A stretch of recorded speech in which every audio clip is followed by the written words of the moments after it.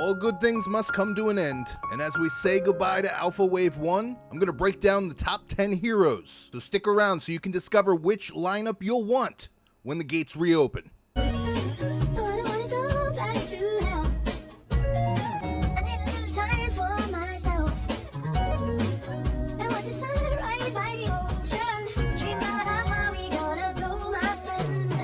What's up, guys? Yeah, it's pretty crazy. Alpha 1's coming to an end, but I want to take this time to go over in this video top 10 heroes that everyone's been talking about or has had the most success so we can plan for Alpha 2. Now, in Fateless's newest video, Simon goes over the most used heroes. Talks about Ramses, Lady Shock, Guan Yu, your 3 starter heroes. But what he fails to mention is that just because they're being played the most doesn't mean they're the best. That just means that that's what people have access to.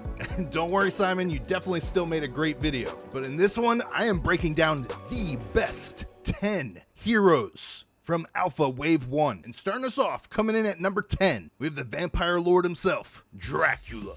Court of Transylvania, coming in from the Varai faction with the affinity of cunning and an allegiance of chaos. He's a legendary rarity, and this hero is exactly that. Legendary. His basic attack hits one enemy 2 times, and each attack has a 75% chance to stack a bleed. He also has a little bit of sustain, where he heals 5% if he's damaging an enemy that already has bleed. And then his core hits everybody, even your allies. He places a stack of bleed, and any debuffs that are on your allies, he turns those into bleed. But he also gives them that reflect and that mend, taking care of them. But his ultimate explains why he puts the bleed on your allies. Because before he attacks with his ultimate, he consumes all bleed that's happening in the battlefield and increases his damage by 4% per stack of bleed. It's massive. His kit's ridiculous. And it gets crazier because passively, the first time that he dies, he returns to 100% health. And then he goes back into his coffin for 3 turns. It's ridiculous.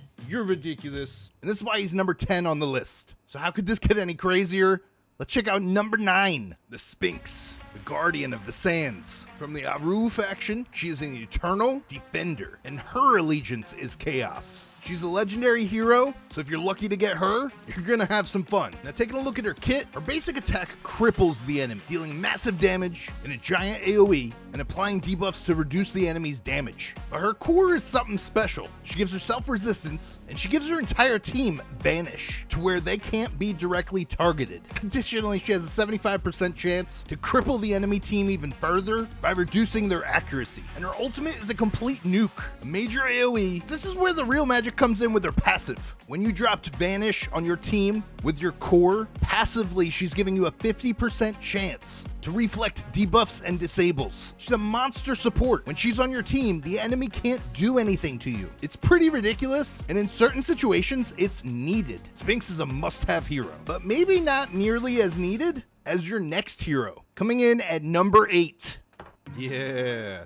I forget what we're doing. It'll come to me. Oh yeah, Aphrodite. Number 8. We're doing a tier list. We're doing the top heroes. She's number 8. She's definitely my number 1. But on this list, she's number 8. She's from the Olympus faction. She's eternal. She's an evoker. And her allegiance is chaos. She is heavenly desire. Now, her kit might arguably be the best kit in the game. And here's why. Boom, her leader bonus. 20% speed in all battles for your whole team. This ramps everything up, it's nuts. But that's not the only thing she has. Her basic ability deals damage to one enemy, and then any of your allies that have speed up 2 or initiative 2 will join her in that attack. Then she gets speed up 2 herself. And that's just her basic ability. Now when you have her core, this is what's gonna trigger your basic. You target any ally, and you give them the speed up 2 and the initiative 2. And then you gain an extra turn. So her core guarantees that you're gonna have a joint attack. Now her ultimate, she lays out a nice AoE, damaging the whole enemy team. Then any allies that have speed up 2 or initiative 2,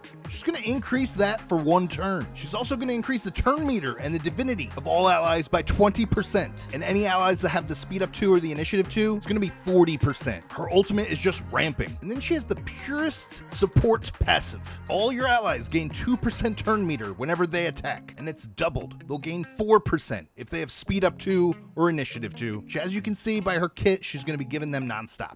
She's broken, you're broken, and we're back. What's up, guys? Oh yeah, number 7, coming in hot like the sun. It's Ra, the Divine Eclipse. Ra's part of the Aru faction. His affinity is wisdom, his archetype is Slayer, and his allegiance is to order. Now, he is a legendary, and coming into the alpha, he was actually my choice as to who I thought was going to be number 1. But we got him here sitting on the list at number 7. Now, let's find out why. His leader bonus is 25% attack in all battles. I put a lot of weight into the attack stat before alpha, more so than speed, but speed definitely shines. I would say that this leader bonus is second best. So his basic does devastating damage to a single target with a 75% chance to increase your blaze duration for 1 turn. Now, if you crit with your basic attack, it's going to trigger the blaze effect, which if you don't know what that is, it deals max HP % damage to all heroes on the team. Now, his core is going to deal even more damage in a major AoE, and this is going to stack the blaze on your enemies. Blaze 2 for 3 turns. Core is huge, but not as huge as this AoE. Your ultimate. Attack all enemies 3 times, removing all the blaze, and gain 15% for every blaze removed. Do that math. It's a lot. It's literally one of the biggest nukes in the game. Broken. And as if his kit wasn't broken enough already with all this damage, every time you trigger a blaze, he's got built-in self-sustain with his passive, healing 5% max HP. Ra is the god. He's the god. But I got another fun god for you coming up next with number 6, Zeus,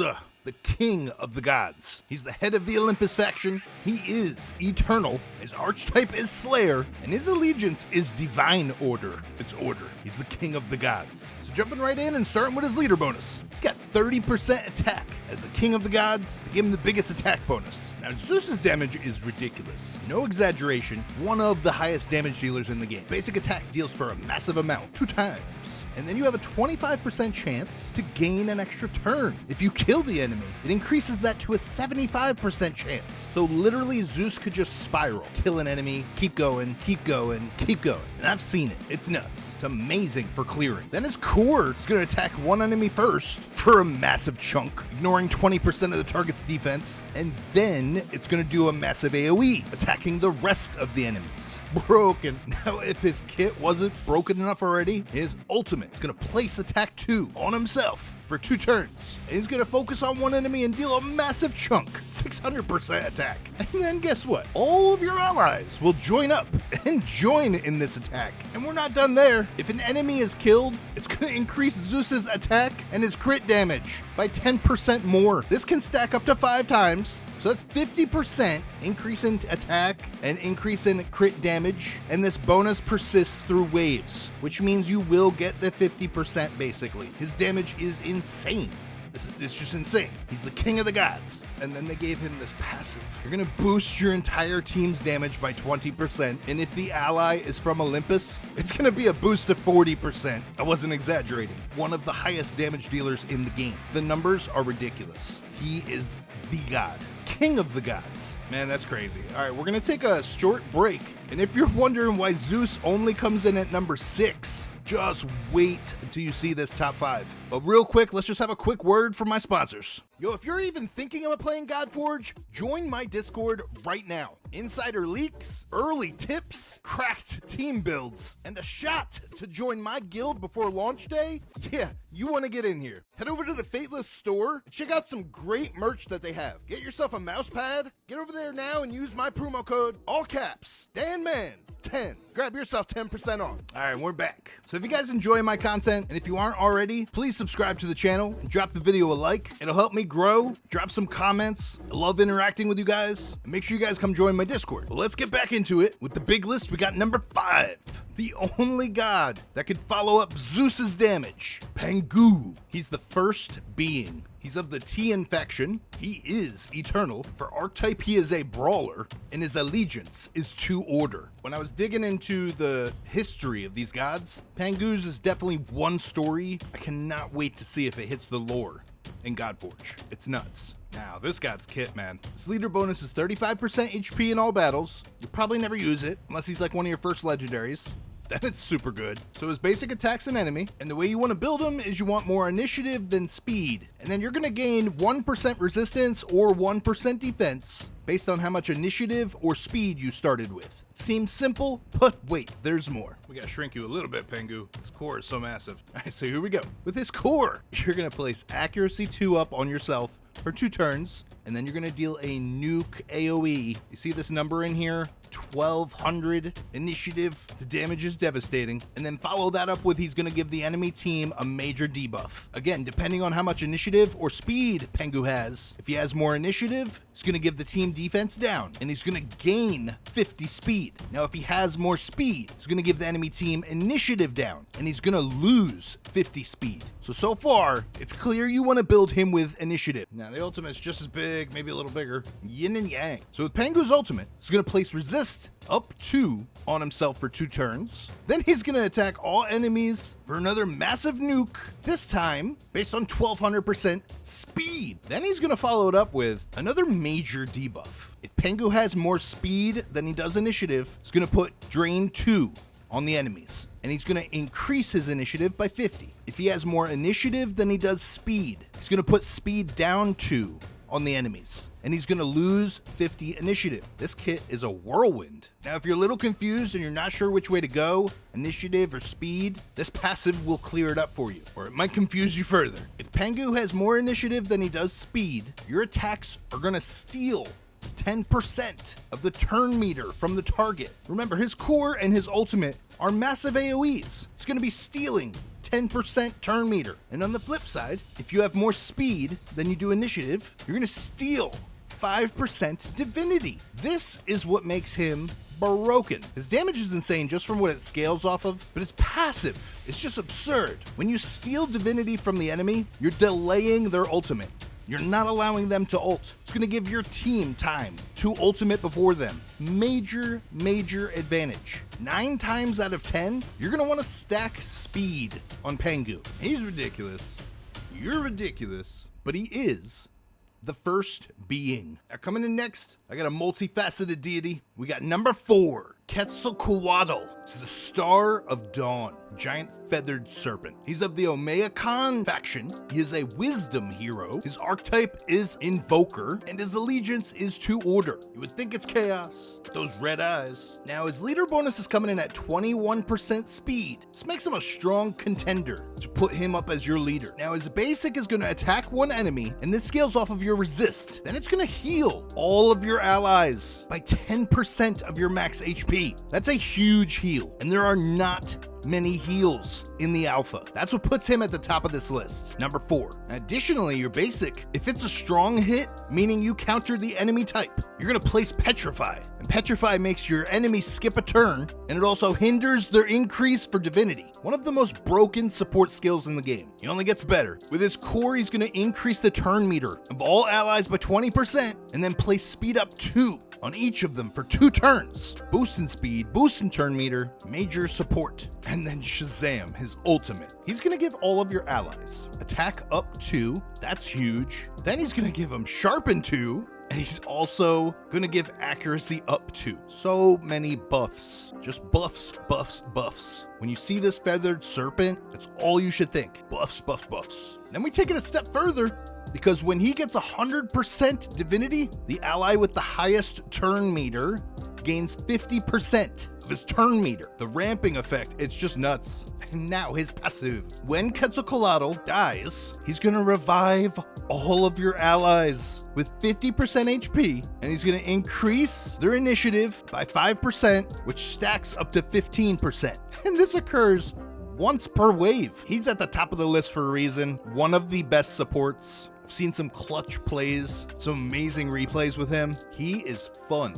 He's a fun hero. You guys are gonna love this. All right, you guys, you know what time it is. We're hitting the top of my list. The best heroes from Alpha. Coming in at number 3, Anubis, Shepherd of the Shadows, hailing from the Aru faction. You're looking at one cunning god, and his archetype is the Brawler, and his allegiance is Chaos. But of course it is, just look at him. Anubis is one of the most reliable powerhouses. Starting us off with his leader bonus, 30% defense. His basic, attack single target twice. If you kill the enemy, it has a 75% chance to put on Despair for one turn to all enemies. Despair means it skips their turn. Pow! So you want to make sure you use him to execute someone with his basic. Whole free round for your team. And now his core, a mediocre AoE, but here's the keynote, 75% chance to place Corrupt and Initiative down. Now Corrupt allows Anubis to steal buffs. This might be a little niche, but it's huge. And then we have his ultimate. This one's a bigger AoE. If Anubis is below 50% HP, it's gonna heal you for 30% of the damage that you deal. If Anubis's HP is above 50%, it's gonna give you Barrier for the 30% that you deal. Barrier is huge. Specifically for the caverns, Barrier is the broken strat right now. Barrier will carry you far. All right, and then last up we have his passive. When a hero is defeated, increase Anubis's turn meter by 20%. Anubis is the kill securing king. You want to make sure he gets the last hit. He brings sustain, AoE, and debuff control. His HP based scaling bypasses defensive walls, and initiative down cripples enemy waves. Overall, this is why he finds his spot at number 3 in my top 10.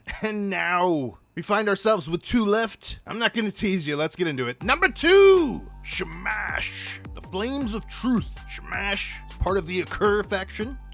He is a strength hero, his archetype is Invoker, and his allegiance is to Order. Shamash brings the full support toolkit. His leader bonus is coming at 20% initiative, and let's break down his basic. He attacks a single target, pretty decent damage, and the ally with the lowest divinity will join in the attack. If the target is under Aether Burn, increase the turn meter of all your allies by 10%. He's a support that increases your turn meter. That's how you know he's good. And then we have his core. Attack a single target, even bigger damage. And now with his core, all enemies will join in the attack. Additionally, this core has a 75% chance to apply Aether Burn 2. In case you didn't know, Aether Burn increases the chance for them to weak hit, and it reduces divinity for their entire team, stalling their ultimates. Next up, we have his ultimate, revives a random ally with 30% HP and 30% turn meter. Then he places Radiance, an attack 2 on all allies. Radiance reduces and reflects a percentage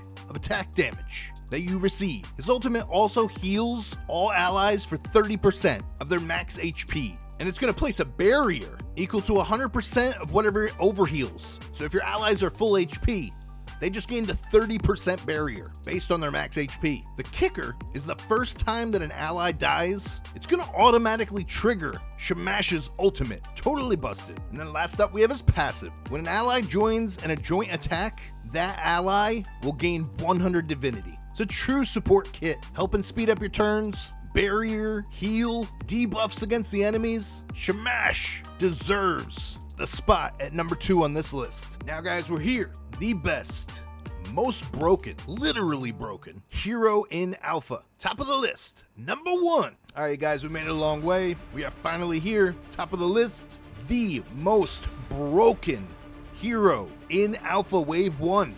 Number 1, Heimdall. Heimdall is the ultimate survival engine. He shrinks incoming damage for your whole team. He's a staple in the Asgard faction. And in Godforge, he's a strength hero. And it goes without saying that he's a defender, and his allegiance is to the Order. He's the Bifrost Warden. This guy is completely broken on many different levels right now. So in the game, he's so broken, he's actually breaking the game. He's causing memory leaks, causing the game to lag, and in some scenarios, he's literally just not usable. His kit is hands down the best kit in the game, and you need him, but it's gonna be a struggle to play him. The devs are well aware of it. They did say that Alpha 2, he will be fixed and ready to go. So you know you want to get your hands on Heimdall. So let's take a look at his kit. His leader bonus comes in at 30% defense. He is a defense scaling hero. For his basic attack, you're going to attack one enemy, and take note, it's scaling 260% based on your defense. This basic is going to transfer a random debuff from Heimdall to the target. And if any burn, bleed, or acid are transferred, they're going to be activated instantly. Crazy damage here, crazy skill. Next up we have his core. First you're going to place Retaliate and Intercept on all of your allies. Then you're going to deal a massive AoE, massive, scaling 350% of your defense. It's a nuke, it's huge. You're going to clear a lot of waves with this. And giving those buffs to your team, it's icing on the cake. It's crazy. Now, your ultimate, this is what breaks the game, in the sense that it's the best skill in the game, and quite literally is causing memory leaks. You're gonna place defense up on all your allies, and then you're gonna place a 400% defensive shield on all of your allies. The more you stack defense on Heimdall, the bigger that shield gets. 400%. Then you're gonna give the rest of your team Protect 2. And if you have any other Asgardians on your team, these buffs cannot be removed. It's absurd. It's ridiculous. I got Heimdall in the game super early. I got him ranked up to 5 Awakening super early. The game just kept feeding me Heimdall. And if you take a look at my very last video, it shows Heimdall can straight up 1v5. The rest of my team died. I was climbing. This was in the middle of a stage climbing. And Heimdall saved the day, 1v5, no problem, clear wave, the final third wave. His passive is also just icing on the cake. Allies that have any buff, like the shield, the defense up, the protect, the retaliate, the intercept, all the buffs that Heimdall gives. If they have a single buff, they have a % chance to reflect any debuff that the enemy tries to cast on them. Fateless wanted to make these gods godlike, and they did great with Heimdall. He is godlike in every sense of the word. Alpha Wave 1 coming to a wrap, but we got so much more to look forward to, you guys. I hope you guys enjoyed. Stay tuned for more. That's all I got for you guys. I hope you enjoyed and learned a bunch. Make sure you check the description of the video. I'll have a bunch of links for you. Come join my Discord. Come play Godforge. Please do me a huge favor. Like the video. Subscribe to my channel so you guys can stay tuned to all my future videos. I appreciate you all. Stay blessed. I hope you guys have a great night. I'll see you on the next one.